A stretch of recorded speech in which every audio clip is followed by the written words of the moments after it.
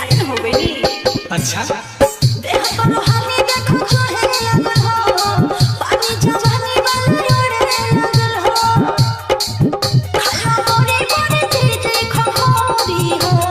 अरे तले हसो सब ढोरी खाली ढोरी हा ढोरी दूध के कटोरी हा सब ढोरी खाली ढोरी हा ढोरी दूध के कटोरी हा। प्रदीप म्यूजिक तुलवासा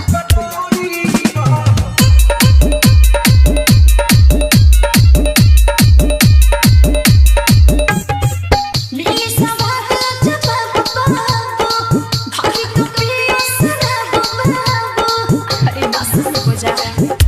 अच्छा देई भी दोस्त मन होश कराबू लगे गोरी के बेहोश कराबू। अरे ना हो सब लाइकन के है कमजोरी हो, बुझला।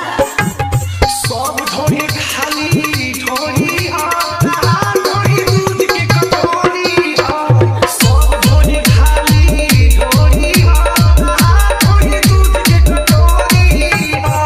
प्रदीप म्यूजिक ढोरी दूध के तुलवासा ढोरी दूध के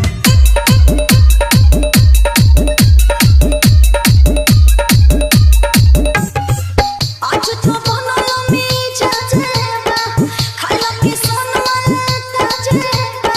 अरे ए हो अब खा लो। लागत आज कुछ खास कराबू लगे बोला के धन